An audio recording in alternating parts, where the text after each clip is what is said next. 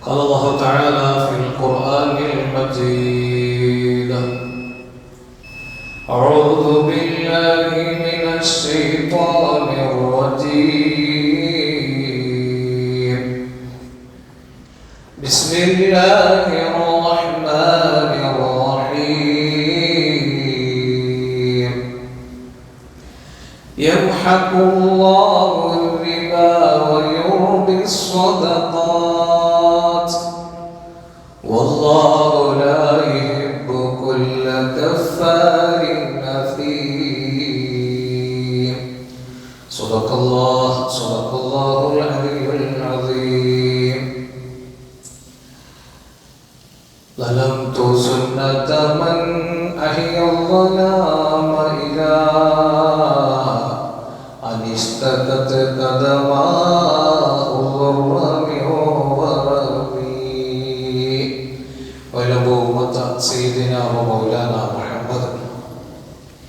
കരുണാവാരിധിയായ കാരുണ്യവാനായ അല്ലാഹു റബ്ബുൽ ഇസ്സത്ത് നമ്മെല്ലാവരെയും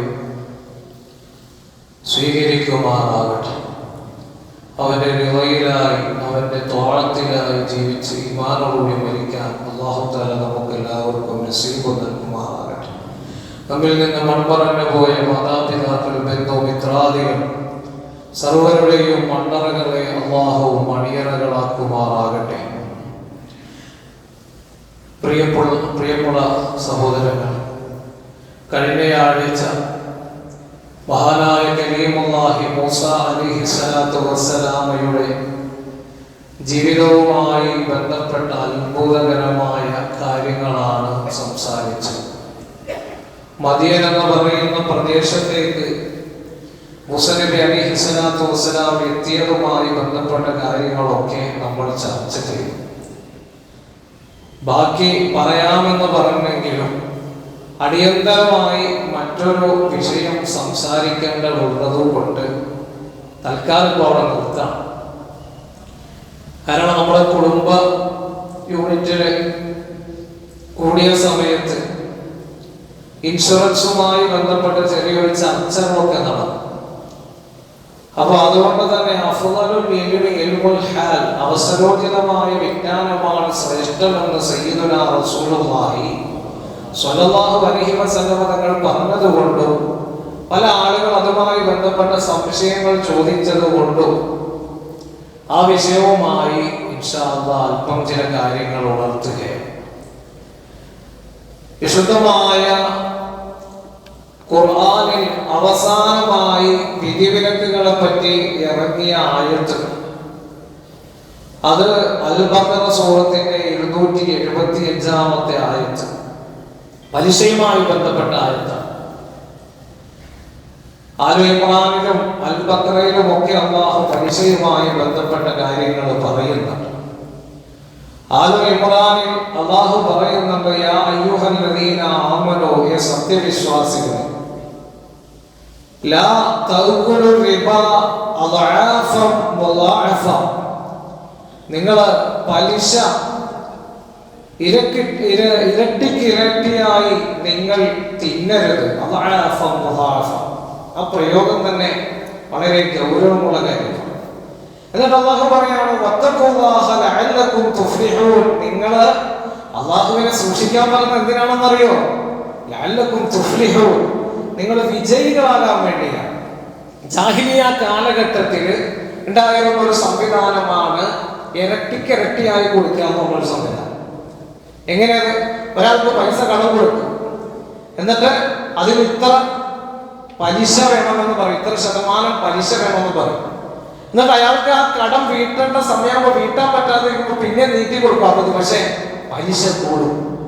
അങ്ങനെ ഇരട്ടിയായിട്ട് ഇങ്ങനെ പലിശ കൂട്ടുന്ന ഒരു സംവിധാനം അന്നുണ്ടായിരുന്നു. അപ്പോഴാണ് അല്ലാഹു തആല ആയി തിരക്കുന്നത്: യാ അയ്യുഹല്ലദീന ആമനൂ ലാ തഅകുലു റിബാ അദ്ആഫൻ മുളാഅഫ വത്തഖുല്ലാഹ ലഅല്ലകും തുഫ്ലിഹൂൻ. വിശ്വാസികളെ, നിങ്ങൾ ആ സ്വഭാവം നിങ്ങൾ മാറ്റുക, എന്നാലാണ് നിങ്ങൾ വിജയിക്കുകയുള്ളൂ.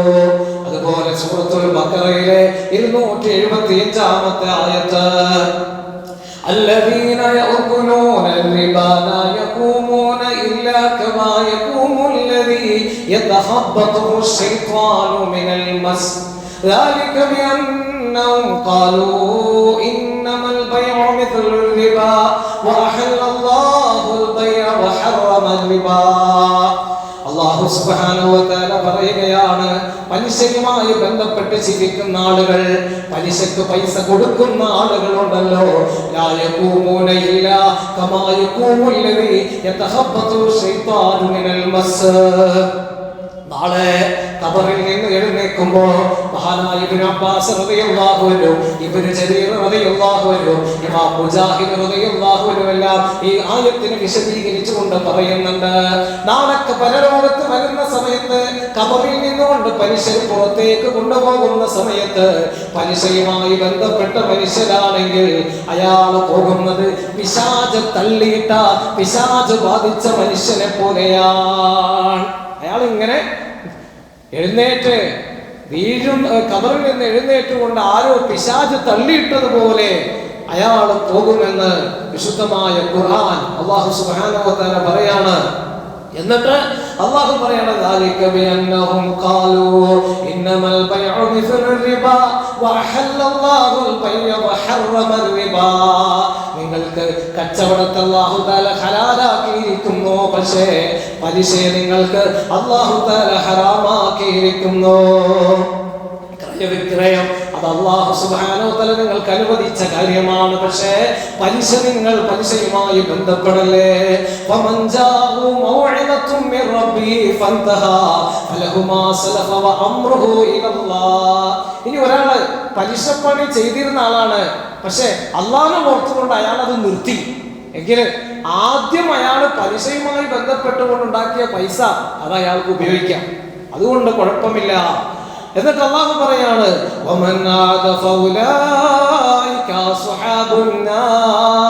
ഇനി ആരെങ്കിലും അത് തുടർന്നു കൊണ്ടുപോവുകയാണെങ്കിൽ, ആ പരിപാടി നിർത്തുന്നില്ലെങ്കിൽ അവന് നരകമാണ് ഉള്ളതെന്ന് അല്ലാഹു സുബ്ഹാനഹു വ തആല അവർ നരകാവകാശികളാണ്, കാലാകാലം ആ നരകത്തിൽ അവർ താമസിക്കുന്നവരാണ്. എന്നിട്ട് അല്ലാഹു തആല പറയുന്നു, യംഹഖുല്ലാഹു റിബാ വയുർബി സ്വദഖാത്ത് വല്ലാഹു ലാ യുഹിബ്ബു കുല്ല കഫാരിൻ അസീം. അല്ലാഹു തആല പലിശയെ മായ്ച്ചു കളയുകയും ദാനധർമ്മങ്ങളെ അല്ലാഹു സുബ്ഹാനഹു വ തആല പോഷിപ്പിക്കുന്നതുമാകുന്നു. അല്ലാഹു തആല ദാനധർമ്മങ്ങളെ നിങ്ങൾ കൊടുക്കാൻ വേണ്ടി അല്ലാഹു തആല പറയുന്നു, പക്ഷേ പലിശ അല്ലാഹു തആല വിരോധിക്കുന്നു.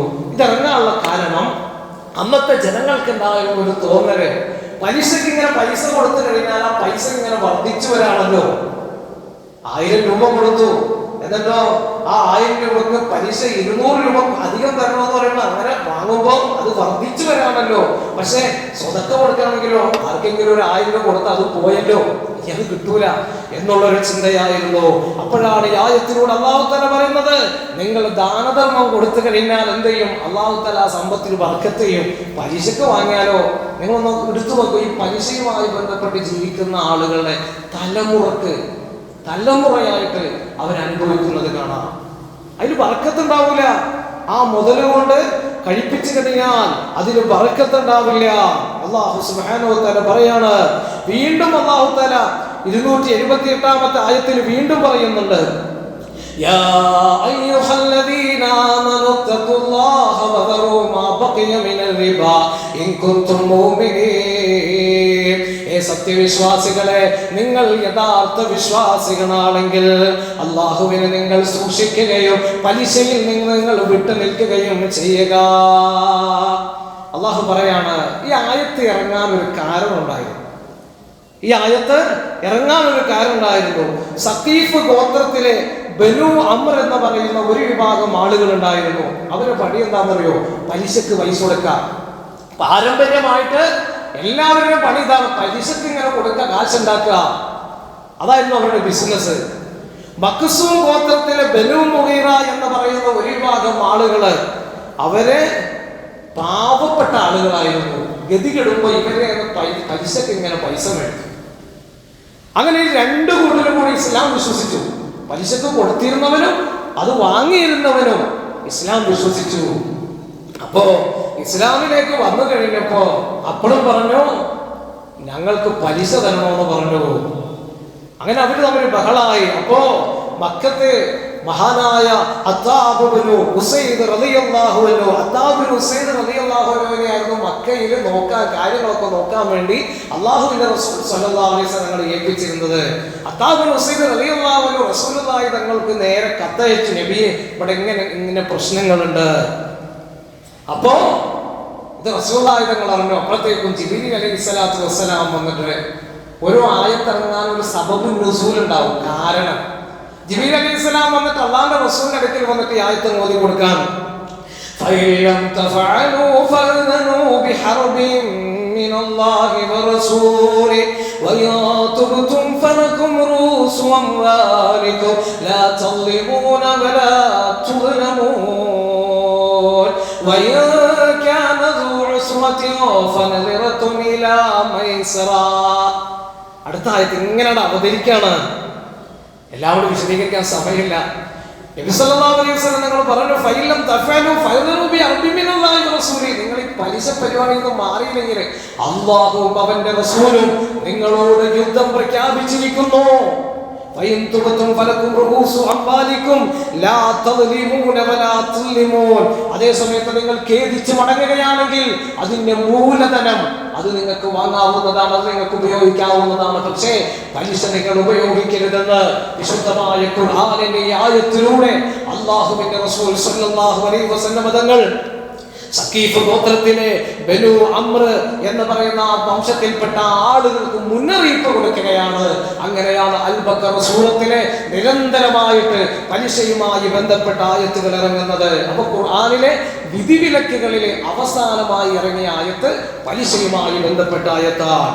അതുകൊണ്ട് തന്നെ മഹാനായ ഉമർ റളിയല്ലാഹു അൻഹു ശക്തമായിട്ട് പറയുമായിരുന്നു, പലിശയുമായി ബന്ധപ്പെട്ട ഒരു വിഷയങ്ങളിലും നിങ്ങൾ ഇടപെടരുത് എന്ന് മഹാനായ ഉമർ റളിയല്ലാഹു അൻഹു താക്കീത് ചെയ്യുമായിരുന്നു. പ്രിയപ്പെട്ടവരെ, അതുകൊണ്ട് പലിശയുമായി സംശയം തോന്നുന്ന കാര്യങ്ങളിൽ പോലും നമ്മൾ ബന്ധപ്പെടരുതെന്നാണ് സല്ലല്ലാഹു അലൈഹി വസല്ലം തങ്ങൾ പറഞ്ഞു. ഹലാലായ കാര്യങ്ങൾ, ഹറാമായ കാര്യങ്ങൾ അത് വ്യക്തമാണ്. അൽ ഹലാലു ബയ്യിനും വൽ ഹറാം ബയ്യിനും. പക്ഷേ വബൈനഹുമാ മുതശബ്ബിഹാത്ത്, അതിന്റെ ഇടയിൽപ്പെട്ട ചില ഒരു കാര്യങ്ങളുണ്ട്, അത് വ്യക്തമല്ല. സൂക്ഷ്മതയുള്ള മനുഷ്യനാണെങ്കിൽ എന്ത് ചെയ്യും? അതിൽ നിന്ന് മാറി നിൽക്കും. മനസ്സിലായോ? സൂക്ഷ്മത ഒരു മുഅ്മിനായ മനുഷ്യനെ സംബന്ധിച്ചിടത്തോളം ഏറ്റവും വേണ്ടത് സൂക്ഷ്മതയാണ്. അപ്പോ നമ്മൾ സൂക്ഷിക്കുമ്പോ ഇൻഷുറൻസുമായി ബന്ധപ്പെട്ട വിഷയങ്ങൾ അത് നമ്മൾ ഒരുപാട് കാര്യങ്ങൾ മനസ്സിലാക്കേണ്ടതുണ്ട്. ചാടി ഓടിപ്പോയിട്ട് അങ്ങനെ ഇൻഷുറൻസ് എടുക്കുക അതല്ല. ഒരു മുസ്ലിമായ മുഅ്മിനായ മനുഷ്യനെ സംബന്ധിച്ചിടത്തോളം അതിനെപ്പറ്റി പഠിക്കണം. അത് ശറഈൽ അനുവദനീയമാണോ എന്ന് ഏതെങ്കിലും കൊട്ടാര പണ്ഡിതന്മാരോടല്ല ചോദിക്കേണ്ടത്. പഴയ കാലത്തുണ്ടായിരുന്ന കൊട്ടാര പണ്ഡിതന്മാർ രാജാവ് എന്താ പറയുമോ അതനുസരിച്ചിട്ട് ഫത്വ കൊടുക്കും. അങ്ങനെ അത് ഇന്നത്തുണ്ട്. ഇന്ന് എന്ത് കാര്യത്തിൽ എന്നാലും ഫത്വ കൊടുക്കുന്ന ആളുകളുണ്ട്. അവരെടുത്തല്ല, അള്ളാഹനെ ഭയപ്പെടുന്ന ആളുകളോട് ചോദിക്കണം, അവരുടെ ഫത്വ വാങ്ങണം. ഇൻഷുറൻസിന്റെ ചരിത്രം എന്ന് പറയുമ്പോൾ മനുഷ്യൻ വ്യവസ്ഥാപിതവും ആസൂത്രിതമായി ജീവിക്കാൻ തുടങ്ങിയത് ഏത് കാലഘട്ടമായിരുന്നു അന്ന് മുതൽക്ക് തന്നെ ഇൻഷുറൻസ് സംവിധാനങ്ങളുണ്ട്. BC 4000 മുതൽ ബാബിലോണിയയിലെ ബാബിലോണിയൻ സംസ്കാരങ്ങൾ എടുത്തു നോക്കുമ്പോൾ, ഗ്രീക്ക് സംസ്കാരം എടുത്തു നോക്കുമ്പോൾ അതിലൊക്കെ നമുക്ക് ഇൻഷുറൻസുമായി ബന്ധപ്പെട്ടുകൊണ്ട് നമുക്ക് മനസ്സിലാക്കാൻ സാധിക്കുന്ന കാര്യങ്ങളുണ്ട്. ബോട്ടംറി കരാറുകൾ അന്ന് മുതൽക്കുള്ളതാണ്. എന്താണ് ഈ ബോട്ടംറി കരാർ എന്ന് പറഞ്ഞാൽ? ഒരു കപ്പൽ, ആ കപ്പൽ ഇങ്ങനെ ചരക്കുമായിട്ട് പോകുന്ന സമയത്ത് ആ കപ്പലിന് എന്തെങ്കിലും പണയം വെക്കും, മറ്റൊരാൾക്ക് പണയം വെക്കും. എന്നിട്ട് അയാളുടെ കയ്യിൽ നിന്നുകൊണ്ട് പൈസ വാങ്ങും. മനസ്സിലായോ? ഒരു കമ്പനിയിൽ നിന്നുകൊണ്ട് പൈസ വാങ്ങാം, അല്ലെങ്കിൽ ഒരു വ്യക്തിയിൽ നിന്ന് പൈസ വാങ്ങാം. എന്നിട്ട് ആ പോകുന്ന പോക്കിന് അപകടങ്ങൾ എന്തെങ്കിലും സംഭവിക്കുകയാണെങ്കിൽ, മനസ്സിലായോ? അപകടം സംഭവിക്കുകയാണെങ്കിൽ ഈ പൈസ തിരിച്ചു കൊടുക്കണ്ട. അപകടം സംഭവിച്ചില്ലെങ്കിലോ ആ പൈസയും തിരിച്ചു കൊടുക്കണം, അതിൻ്റെ കൂടെ ഇൻഷുറൻസിന്റെ പലിശയും കൊടുക്കണം. മനസ്സിലായോ? പലിശയും ഇൻഷുറൻസ് ആയിട്ട് വേറെ കൊടുക്കണം അപകടം സംഭവിച്ചില്ലെങ്കിൽ. അത് ബോട്ടംറി എന്ന് പറയുന്ന കരാറുകൾ അന്ന് മുതൽക്ക് തന്നെ ഉള്ള ഒരു സംഭവമായിരുന്നു. അതുപോലെ തന്നെ പ്രാചീന റോമിലും ഇതേ സംസ്കാരമുണ്ടായിരുന്നു. ഇതിന്റെ ആധുനിക പതിപ്പാണ് 15-ാം നൂറ്റാണ്ടിൽ വികാസം പ്രാപിച്ച മറൈൻ ഇൻഷുറൻസ്. ഇൻഷുറൻസ് പലതരമല്ലോ, അതിൽ നമുക്ക് പഠിക്കാനുള്ളതാണ് മറൈൻ ഇൻഷുറൻസ്. അത് ആ ബാബിലോണിയൻ സംസ്കാരത്തിൽ നിന്നുകൊണ്ട് 15-ാം നൂറ്റാണ്ടിൽ ആധുനികവൽക്കരിച്ചുകൊണ്ട് ഉണ്ടായതാണ്. ആദ്യമായിട്ട് 1583 ആദ്യത്തെ ഇൻഷുറൻസ് കരാറ് ഇംഗ്ലണ്ടിൽ കൊണ്ടുവന്നത്. നമ്മൾ ഇതിനെപ്പറ്റിയൊക്കെ പഠിക്കണം. 1752 ആദ്യത്തെ ഇൻഷുറൻസ് കമ്പനി അമേരിക്കയിൽ സ്ഥാപിതമായത്. ലോകത്ത് ഇന്ന് ഇൻഷുറൻസ് എന്ന് പറയുന്നത് വലിയൊരു ബിസിനസ് ആയിട്ട് മാറിയിരിക്കുകയാണ്, വലിയൊരു ഇൻഡസ്ട്രി ആയിട്ട് അത് മാറിയിരിക്കുകയാണ്, ഒരു ബിസിനസ് വ്യാവസായിക മേഖലയായിട്ട് അത് മാറിയിരിക്കുകയാണ്. അതിൽ ഏറ്റവും മുൻപന്തിയിൽ നിൽക്കുന്നത് ജപ്പാനാണ്. ഇന്ത്യയിൽ ആരംഭിച്ചത് 18-ാം നൂറ്റാണ്ടിലാണ്. ഋഗ്വേദം പരിശോധിച്ചാൽ അതിനൊക്കെ തന്നെ സൂചനകളുണ്ട്. പണ്ട് ഉണ്ടായിരുന്നു എന്നൊക്കെയുള്ള അതിന്റെ സൂചന ഋഗ്വേദത്തിൽ പോലും അതിന്റെ സൂചനകൾ നൽകുന്നുണ്ട്. ഈസ്റ്റ് ഇന്ത്യ കമ്പനിയാണ് മറൈൻ ഇൻഷുറൻസ് ആദ്യമായി കൊണ്ടുവന്നത്. 1818 ലൈഫ് ഇൻഷുറൻസ് കമ്പനി ആരംഭിക്കുന്നത്. വിജ്ഞാനകോശം എടുത്തു പരിശോധിച്ചാൽ അതിന്റെ 2-ാം വാള്യം 661 പേജിലും സർവ്വവിജ്ഞാന കോശത്തിന്റെ 4-ാം വാള്യം 184 പേജിലൊക്കെ നമുക്ക് കാണാം.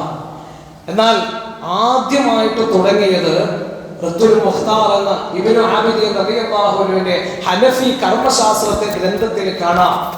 ആദ്യമായിട്ട് തുടങ്ങിയത് സ്പെയിനിലെ മുസ്ലിമീങ്ങളായിരുന്നു. സ്പെയിനിലെ മുസ്ലിമീങ്ങൾ അത് തുടങ്ങാനുള്ള കാരണം ഇൻഷുറൻസ് എന്ന് പറഞ്ഞ പലിശ രൂപത്തിലല്ല, ഒരു പൊതുസേവനം എന്നുള്ള നിലയിൽ ജനങ്ങളുടെ കയ്യിൽ നിന്നുകൊണ്ട് പൈസ സമാഹരിച്ചുകൊണ്ട് പലിശരഹിതമായിട്ട് മറ്റുള്ളവരെ സഹായിക്കുക എന്നുള്ള രൂപത്തിലായിരുന്നു സ്പെയിനിൽ കൊണ്ടുവന്നത്. എന്നിട്ടോ അതിനുശേഷം 1946 യൂറോപ്പിൽ ഇത് കൊണ്ടുവന്നത്. ഈ യൂറോപ്യന്മാരുടെ സ്വഭാവം പറയും എന്തുണ്ടെങ്കിലും അവരുടെ പേരിലേക്ക് അതാക്കും. യഥാർത്ഥത്തിൽ സ്പെയിനിലെ മുസ്ലിമീങ്ങളായിരുന്നു ഈ ഇൻഷുറൻസ് സംവിധാനം ഇസ്ലാമികമായ രൂപത്തിൽ കൊണ്ടുവന്നത്. എന്നിട്ട് അതിനെന്ത് ചെയ്തു, അവരവരുടെ പേരിലാക്കി. സാമൂഹിക വിജ്ഞാന കോശത്തിൽ അൽഫ്രഡ് മാസ്ന് അദ്ദേഹത്തിന്റെ ഗ്രന്ഥത്തിലൂടെ ഈ കാര്യങ്ങളൊക്കെ ഓർമ്മപ്പെടുത്തുന്നുണ്ട്. മജല്ലത്തു റാബിത്തത്തുൽ ആലമീനിൽ ഇസ്ലാമിയ എന്ന ഗ്രന്ഥത്തിന്റെ, സൗദിയിലെ റാബിത്തത്തുൽ ആലമീൻ ഇസ്ലാമിയ ലോക മുസ്ലിം സംഘടനയാണ്. അവരുടെ മജല്ലത്തു റാബിത്തത്തുൽ ആലമീൻ ഇസ്ലാമിയ എന്ന ഗ്രന്ഥത്തിന്റെ 15-ാമത്തെ പേജിലും ഇത് വ്യക്തമായിട്ട് ഈ കാര്യങ്ങൾ പറയുന്നുണ്ട്. യഥാർത്ഥത്തിൽ ഇൻഷുറൻസ് സംബന്ധമായിട്ട് നമ്മൾ പഠിക്കേണ്ട കാര്യം, പണ്ഡിതന്മാരുടെ വീക്ഷണ പ്രകാരം 3 രൂപത്തിലുള്ള വീക്ഷണമുണ്ട്. ആധുനിക പണ്ഡിതന്മാരുടെ അഭിപ്രായത്തിൽ അതില് മഹാനായ ശൈഖ് മുത്തവല്ലി ശഅറാവി, ഇബ്നു ആബിദീൻ റളിയല്ലാഹു അൻഹു, അതുപോലെ തന്നെ അബ്ദുല്ലാഹി ലത്തീഫ് സുബ്കി റളിയല്ലാഹു അൻഹു, മുഫ്തി അതീഖുർ റഹ്മാൻ റളിയല്ലാഹു അൻഹു, അതുപോലെ തന്നെ മുഹമ്മദ് മൻസൂർ നുഅ്മാനി, ഇങ്ങനെയുള്ള 43ഓളം പണ്ഡിതന്മാരുടെ ഉദ്ധരണികൾ എടുത്തു നോക്കിയാൽ അവരൊക്കെ പറഞ്ഞിട്ടുള്ളത് ഇൻഷുറൻസ് ഏത് രൂപത്തിൽ വന്നാലും അത് എന്താണ്, ഹറാമാണ് എന്നുള്ളതാണ്.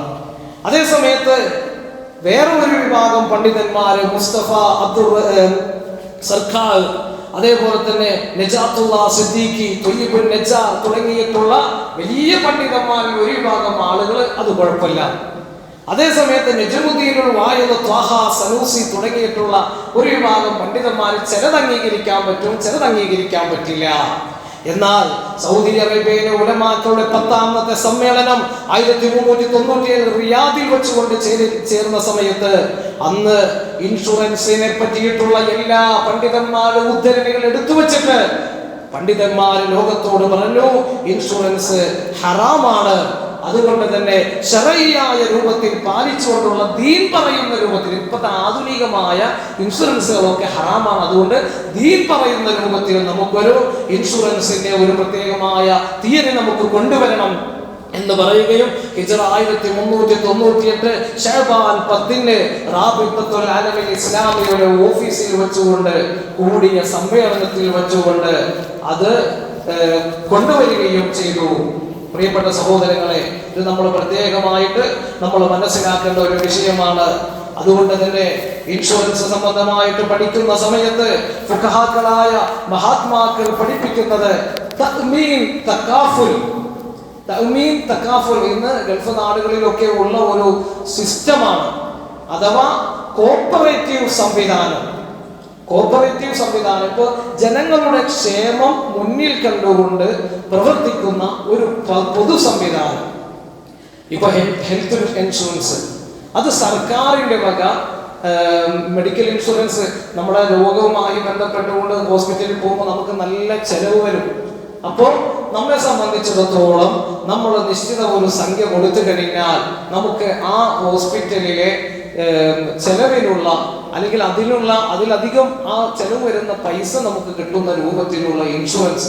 ഇത് സർക്കാർ സംവിധാനങ്ങളാണെങ്കിൽ അതിൽ അവർ പ്രത്യേകമായ ലാഭങ്ങളൊന്നും അവർ ഉദ്ദേശിക്കുന്നില്ല. ഒരു പൊതുസേവനം എന്നുള്ള നിലക്കാണ് ചെയ്യുന്നത്. അതുകൊണ്ട് അത്തരത്തിലുള്ള ഇൻഷുറൻസുകളുമായി നമുക്ക് ബന്ധപ്പെടാവുന്നതാണ്. ഇന്ന് ഗൾഫ് നാടുകളിലൊക്കെ ചെന്നാൽ അറിയാം, തഅ്മീൻ തകാഫുൽ, ഗവൺമെന്റിന്റെ ഇസ്ലാമികമായ ശരീഅത്തനുസരിച്ചുകൊണ്ടുള്ള ഇൻഷുറൻസ് സ്കീമുകൾ നമുക്ക് കാണാവുന്നതാണ്.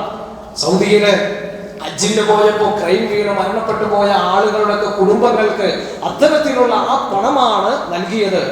അപ്പോ ഇസ്ലാമികമായ ശരീഅത്ത് പറയുന്നതനുസരിച്ചുകൊണ്ട് ഇത്തരത്തിലുള്ള ലാഭം ആഗ്രഹിക്കാത്ത തരത്തിൽ സേവനം എന്നുള്ള രൂപത്തിലുള്ള ഇൻഷുറൻസ് അത് കുഴപ്പമില്ല.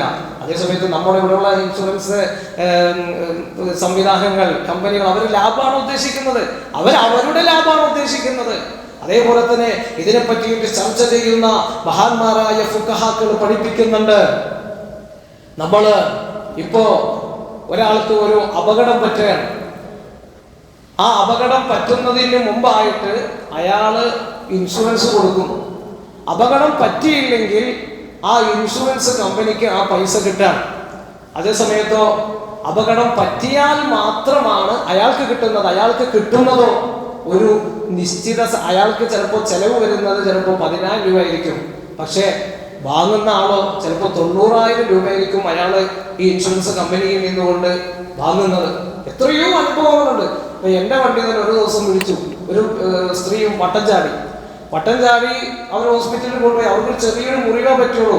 പക്ഷേ 9 ലക്ഷം രൂപ അവർ മേടിച്ചെടുത്തു. 9 ലക്ഷം രൂപ ഒന്ന് ആലോചിച്ചു, 1-2 രൂപയല്ല. അപ്പോൾ ഇതിനൊക്കെ ഇന്ന് പല നിയമങ്ങളും അതിന് കൂട്ടുനിൽക്കുന്ന പല ആളുകളും സംവിധാനങ്ങളും ഒക്കെ ഉണ്ട്. അപ്പോൾ പ്രിയപ്പെട്ട സഹോദരങ്ങളെ, അതുകൊണ്ട് തന്നെ ഇത്തരത്തിലുള്ള ഇൻഷുറൻസ് സംവിധാനങ്ങളിൽ നമ്മൾ കൊണ്ടുപോയി പൈസകൾ നിക്ഷേപിക്കുന്ന സമയത്ത് നമ്മളതിന് അർഹരാകുന്നില്ല എന്നുള്ളതാണ്. കാരണം നമ്മൾ കൊടുക്കുന്ന പൈസ ഒന്നില്ലെങ്കിൽ ആ പൈസ നമുക്ക് കിട്ടുന്നില്ല, അല്ലെങ്കിലോ നമുക്ക് കിട്ടുന്നത് നമ്മൾ അർഹിക്കാത്ത തരത്തിലുള്ള പൈസയാണ്.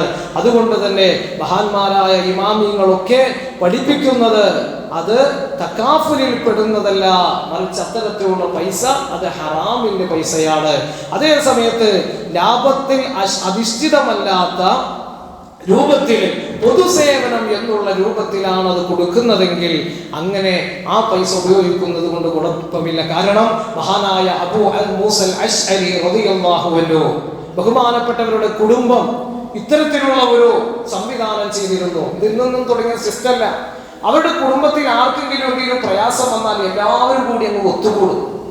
പട്ടിണി, വിശപ്പ്, ഭക്ഷണമെല്ലാം പറഞ്ഞ് എല്ലാവരും കൂടി ഒത്തുകൂടും. എന്നിട്ട് എല്ലാവരും വീട്ടിലുള്ള ഭക്ഷണങ്ങൾ കൊണ്ടുവന്നിട്ട് അത് എല്ലാ കുടുംബത്തിലും പ്രയാസങ്ങൾ അനുഭവിക്കുന്ന ആളുകൾക്ക് വീതിച്ചു നൽകുമായിരുന്നു.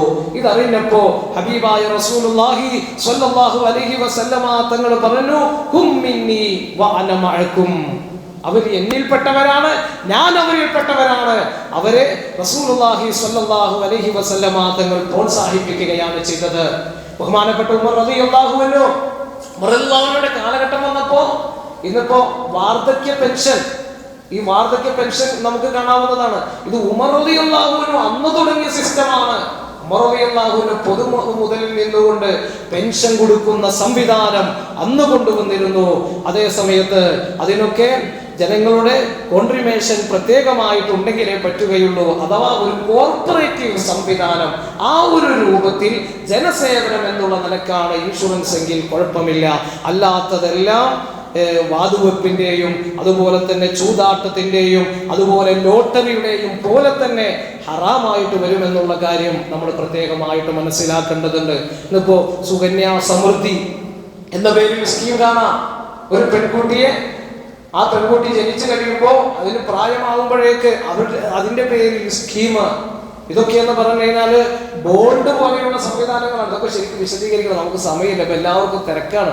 സമയം 2-3 ആഴ്ചയായിട്ട് കുറച്ച് വൈകണ്ടെന്ന് അഭിപ്രായം വന്നു. അപ്പൊ പറയാനുള്ള എല്ലാവരും നേരത്തെ വരാനും നമുക്ക് നേരത്തെ തന്നെ തുടങ്ങാം. അപ്പൊ അതുകൊണ്ട് കൂടുതലായിട്ട് വിശദീകരിക്കുന്നതിന് ഇൻഷാ അല്ലാഹ് വരുന്ന ദിവസങ്ങളിൽ നമുക്ക് അതുമായി ബന്ധപ്പെട്ട വിഷയങ്ങളൊക്കെ നമുക്ക് പറയാം.